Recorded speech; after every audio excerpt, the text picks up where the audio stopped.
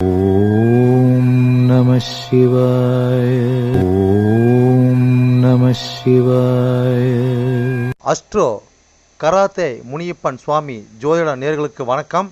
என் குலதெய்வம் பெரியாண்டிச்சம்ம தாயை வணங்கி, என் அப்பன் கராத்தே முனியப்பன் சுவாமியை வணங்கி, என் குருவை வணங்கி வாங்க சிறப்பான பலன்களை பார்ப்போம். வணக்கம்.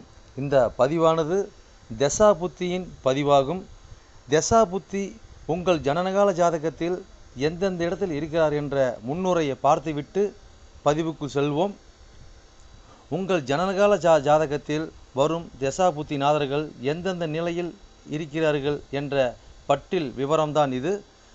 விவரத்தை பார்த்துவிட்டு பதிவுக்குள் செல்வோம். உங்களுடைய ஜனனகால ஜாதகத்தில் தசா புத்தி நாதர்கள் 1-5-9 திரிகோண சாணத்தில் இல்லை 1-5 திரிகோண சாணத அதிபதியோடும் சேர்க்கை, பார்வை, நட்சத்திர சாரத்தில் பயணிப்பது, அல்லது 1-4-7-10 கேந்திர சாணத்தில் சேர்க்கை, பார்வை, அந்த அதிபதியோட நட்சத்திர சாரத்தில் பயணிப்பது, அல்லது 2-5-8-10-11 பணபர சாணத்தில் இருப்பது, இல்லை பணபர அதிபதியோட நட்சத்திர சாரத்தில் இருப்பது, சேர்க்கையில் இருப்பது, அல்லது 3-6-10-11 உபஜய சாணத்தில் இருப்பது, இல்லை உபஜய சாணத்தில் கிரகத்தின் நட்சத்திர சாரம், பார்வை, சேர்க்கையில் இருப்பது, அல்லது 3-6-9-12 அபோகலியம் சாணத்தில் இருப்பது, அல்லது அந்த அபோகலி சார அதிபதியோடு இணைஞ்சிருப்பது, சேர்க்கை, பார்வையோடு இருப்பது, அல்லது சரலக்கணமாகிய மேசம், கடகம், துலம், மகரம் ஆகிய 2-7 மாரக சாணத்தில் இருப்பது, அல்லது சிரம் லக்கணமான ரிஷபம், சிம்மம், விருச்சகம், கும்பம் ஆகிய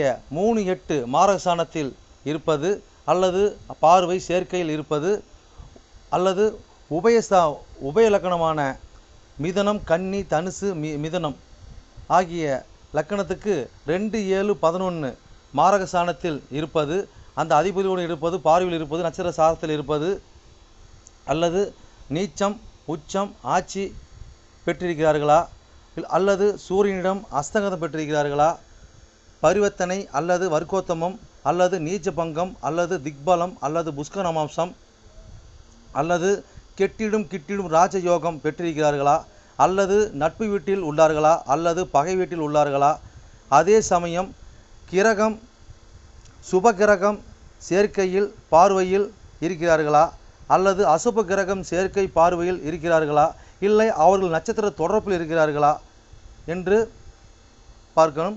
அதுபோலவே அடுத்தது பார்த்திங்கன்னா 3-6-8-12 வீட்டு மறைவு சாணத்தில் இருக்கிறார்களா, அல்லது 3-6-8-12 வீட்டு அதிபதி சேர்க்கை, பார்வை அவர்களின் நட்சத்திரம் தொடர்பில் இருக்கிறார்களா என்று இதுபோல பல சூட்சமங்களை உங்கள் ஜனனகால ஜாதகத்தை கொண்டு தான் ஒரு துல்லியமான பலனை நம்ம சொல்ல முடியும். ஆனால் நாம் எடுத்திருப்பதோ இது ஒரு பொது பலனாகும். இந்த பொது பலனே பார்த்திங்கன்னா உங்களுக்கு ஒரு 100%க்கு ஒரு 60% உங்களுக்கு கண்டிப்பாக ஒத்துப்போகும். சிறப்பாக இந்த பதிவை பாருங்கள். வாங்க பதிவுக்குள்ளே போகலாம். மட்டுமல்லாமல் சிறப்பு குறிப்புகள் என்னவென்றால், மேச லக்கணம், மேசராசி என்று நீங்கள் வைத்துக்கொள்ளுங்கள். அந்த மாதிரி வைத்து தான் இந்த பதிவுகள் நம்ம கொண்டு போயிட்டுருக்கோம். ஆனால் ஏன் அப்படி கொண்டு போகிறாங்க விளக்கத்தை நம்ம சொல்லிடுவோம். ஆனால் இப்போ பார்த்தீங்கன்னா மேச லக்கணமாக இருந்து வேறு எந்த ராசி இருக்க பட்சத்தில் உங்களுக்கு இதில் குறிப்பிடப்பட்ட தசா புத்தி உங்களுக்கு நடக்குமானால், லக்கண பாவக ரீதியாக, அதாவது நீங்கள் வேறு எந்த ராசி இருக்க பட்சத்தில் நீங்கள் ஒரு மேச ராசி இருக்கிறீங்க, இல்லை ரிஷபராசி இருக்கிறீங்க, இல்லை மிதன ராசி இருக்கிற, இந்த மாதிரி எத்தனை லக்கணமாக, அதாவது மேச லக்கணமாக, ரிஷப லக்கணமாக, மிதன லக்கணமாக, கடக லக்கணமாக, சிம்ம லக்கணமாக, இப்படி எந்த லக்கணம் இருக்க பட்சத்தில் வேறு எந்த ராசி இருக்க பட்சத்தில் உங்களுக்கு இந்த தசா புத்தி நடக்குமானால் லக்கண பாவக ரீதியாக அந்த பலன் நீங்கள் அப்படியே பார்த்து அப்படியே பலனை தெரிஞ்சுக்கலாம். அது மட்டும் அல்லாமல் இது பலன் பார்த்தீங்கன்னாக்கா, அதாவது நட்சத்திர சாரத்தின் அடிப்படையாக கொண்டது தான் இந்த பதிவாகும். ஓகேங்களா? அப்போ நட்சத்திர சாரத்தை அடிப்படையாக கொண்டு தான் ஒவ்வொருத்தருக்கும் ஜனனகால ஜாதகத்தில் நம்ம பலனை பார்க்குறோம். அப்போ நட்சத்திர சாரத்தை அடிப்படையாக கொண்டு பாவக ரீதியாக கொண்டு தான் பார்த்து பலனை நம்ம மக்கள் கொடுத்துட்ருக்குறோம். அப்போ அந்த மாதிரி கொடுக்கும்போது பார்த்தீங்கன்னாக்கா இந்த பலன் என்னவா இருக்குன்னு கேட்டிங்கனாக்கா, அப்போ நட்சத்திர சாரத்தை அடிப்படையாக கொடுக்கும்போது பாவக ரீதியாக கொடுக்கும்போது பார்த்தீங்கன்னா, அதாவது பொது பலன் ரீதியாக பார்க்கும்போது என்றென்றும் இது அழியாத பதிவாக இருக்கும் நான் நம்புகிறேன். ஓகேங்களா? அப்போ நீங்கள் எப்பயுமே இந்த பதிவுகள் எடுத்து பார்க்கும்போது பார்த்தீங்கன்னா, எந்த ஒரு காலத்திலும் எடுத்து பார்க்கும்போது உங்களுக்கு பொதுவான பலனாக பார்க்கும்போது 100% உங்களுக்கு அப்படியே அந்த பலன் இருக்கும். ஓகேங்களா? மேற்கொண்டது மீதி பார்த்தீங்கன்னா, உங்களுக்கு ஜனனகால ஜாதகத்தை கொண்டு எடுத்து பார்க்கும்போது பார்த்தீங்கன்னாக்கா, எந்தெந்த இது அமைப்பில் எந்தெந்த வகையில் இருக்குது, எந்தெந்த அமைப்பில் இருக்குதுன்னு பட்சத்தில் மீதி பலனை பார்ப்போம்.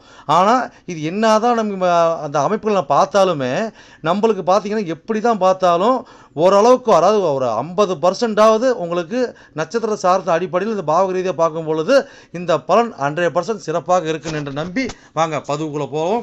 மீன லக்கணம் மீனராசி நேயர்களே, உங்களுக்கு சனி திசையில் கேது புத்தி என்ற பதிவானது லக்கணத்தில் எண்ணி வர பாண்டாம் ராசி கும்பராசின்னு பதிவாக ஓகேங்களா?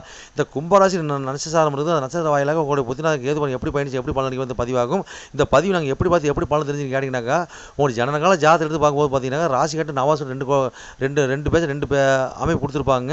அது ராசி கட்டை பார்த்து 12 கட்டை கொடுத்துருப்பாங்க. ஓகேங்களா? அந்த 12 கட்டத்தை பார்த்தீங்கன்னா லான் போட்டுருக்கிறது உங்கள் லக்கணம் முதல் பார்க்கும். ஓகேங்களா? அப்போ அதிலிருந்து 1 2 3 4 5 6 7 8 9 10 11 12 எண்ணி வர 12ஆம் பாதோட பதிவு தான் அந்த பதிவு. ஓகேங்களா?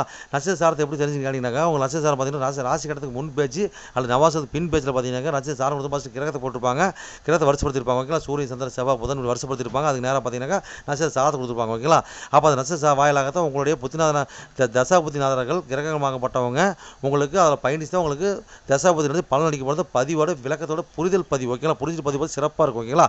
Right, okay. அப்போ பார்த்தீங்கன்னா இப்போ பார்த்தீங்கன்னா இது நாங்கள் மீன லக்கணம் மீன ராசியாக பதிவு பார்க்கணும். அப்படி கிடையாது. மீன லக்கணமானது வேறு எந்த ராசி இருக்க பட்சத்தில் உங்களுக்கு சனி திசை கேது புத்தி நடக்குமான லக்கணம் பாவக ரீதியாக இந்த பலன் நீங்கள் அப்படியே பார்த்து அப்படியே பலன் தெரிஞ்சுன்னா இது எத்தனை கோடி தசா பற்றின்னு கேட்டிங்கனாக்கா, உங்களுக்கு பார்த்தீங்கன்னாக்கா 11 கோடி 12 கோடியினுடைய சனி திசைங்க. சனி திசை கேது புத்தி. அப்போ எத்தனை ஆண்டுகள் செயல்பாட்டில் இருக்குன்னு கேட்டிங்கனாக்கா, சனி திசையானது 19 ஆண்டுகள் செயல்பாட்டில் இருக்கும்.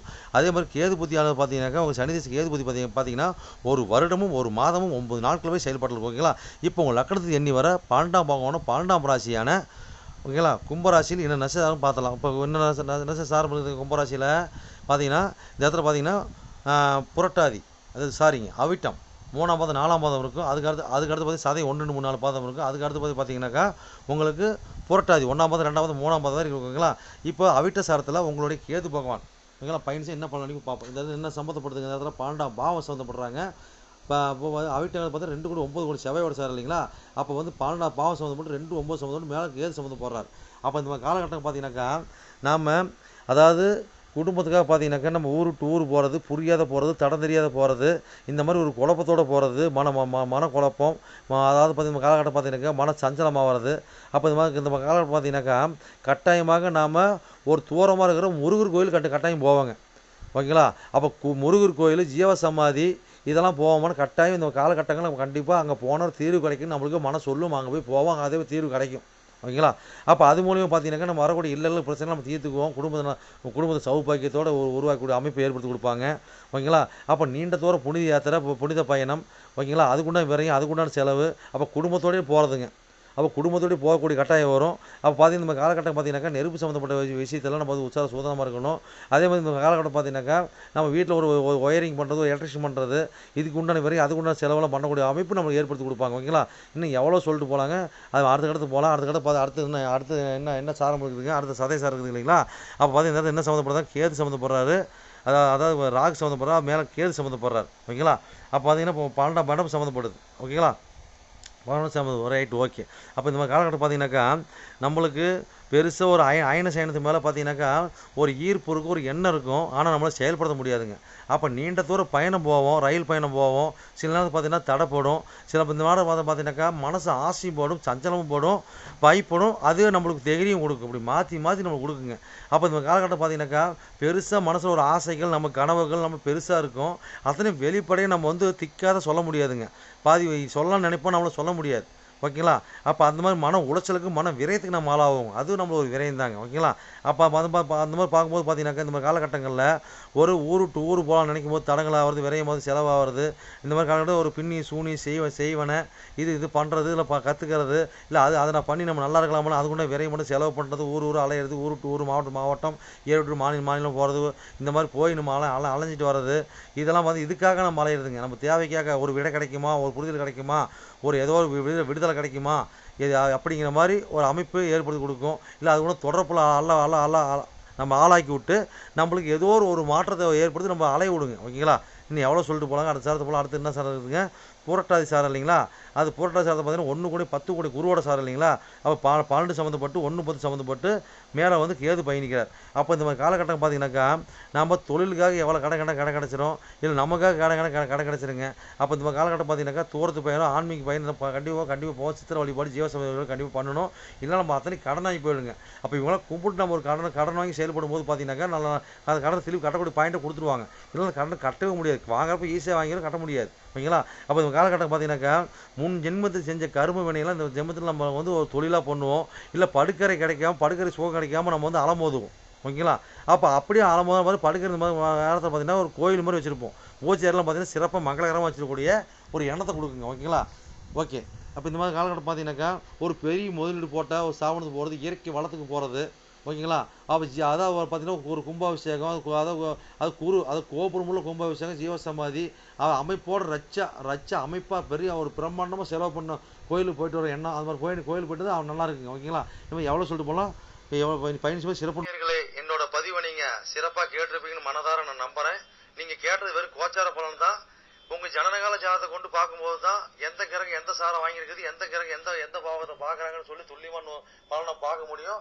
நீங்கள் துல்லியமான பலன் நீங்கள் பார்க்கணுன்னாக்க என்னோட வாட்ஸ்அப் நம்பர் கீழே ஓடிட்டு இருக்குதுங்க. நீங்கள் வாட்ஸ்அப் நம்பர் மூலியமாக என்னோட ஜாதகத்தை நீங்கள் அனுப்பி நீங்கள் என் மூலியமாக துல்லியமான பலன் நீங்கள் அறிஞ்சிக்கலாம்.